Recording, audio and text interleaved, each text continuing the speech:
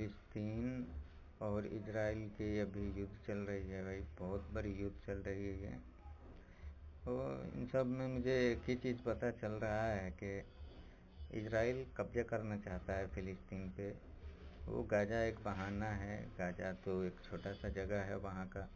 वो पहले गाजा पर कब्जा करना चाहता है, उसके बाद इस तरह से करके फिलिस्तीन को कब्जा में लेना चाहता है।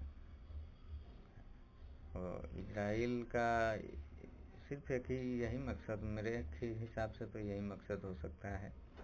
तो हमेशा कुछ ना कुछ थोड़ा कभी बमबारी करता ही रहता है हमेशा।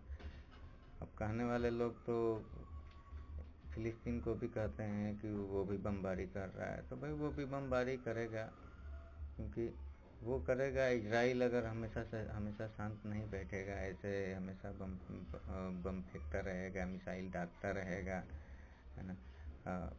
तो फिलिस्तीन जवाब में कुछ ना कुछ तो करेगा ही भाई, है ना। तो इस तरह से देखिए, हमेशा 24 घंटा ही खतरा रह रहा है फिलिस्तीन के ऊपर।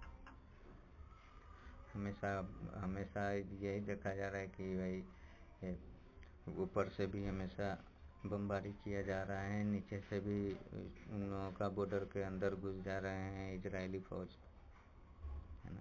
और इसमें तो सबसे बड़ा हाथ है अमेरिका का। इन दोनों को लड़वाने में अमेरिका का ही हाथ है। मैं तो यही मानता हूँ कि जो भी युद्ध होता है ये अमेरिका की वजह से ही होता है, क्योंकि अमेरिका युद्ध को बढ़ावा देता है ना। उस युद्ध को बढ़ावा देता है, वो मजबूत पार्टी को समर्थन दे करके और हर चीज़ उनको मुहैया करवाता है, हर चीज़ देता है, ताकि भाई तुम दोनों लड़ करके बर्बाद हो जाओ, उसके बाद में ढेर सारा कर्ज में डूब जाओ, उसके बाद में कर्जा हमको 10-20 साल 25 साल तक देते रहो, है ना। तो अमेरिका का तो हमेशा से यही स्ट्रेटेजी रहा है। अभी कहीं का भी न्यूज़ सुन लो, कहीं का भी, जो बड़ा देश है, जो मजबूत देश है, उसी का अमेरिका साथ देता है, उसका हेल्प करता है ना। कमज़ोर देश का भी हेल्प करता है उसको कर्ज में डुबाने के लिए, है ना।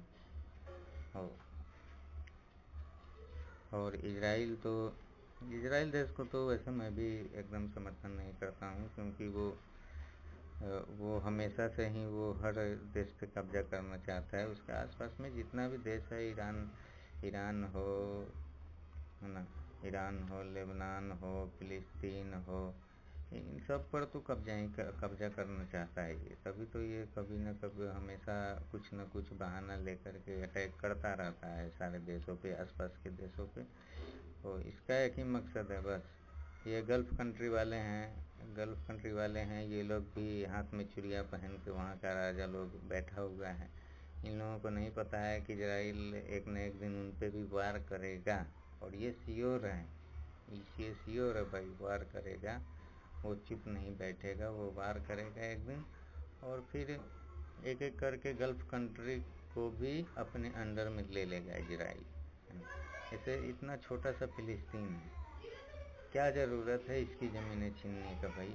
अरे तुम्हारे पास ज़मीन है, हर चीज़ है, रहने के लिए जगह है, कोई इजराइल के पास ज़मीन की कमी है ऐसा तो नहीं है, फिर भी फिलिस्तीन को हड़पना चाहता है।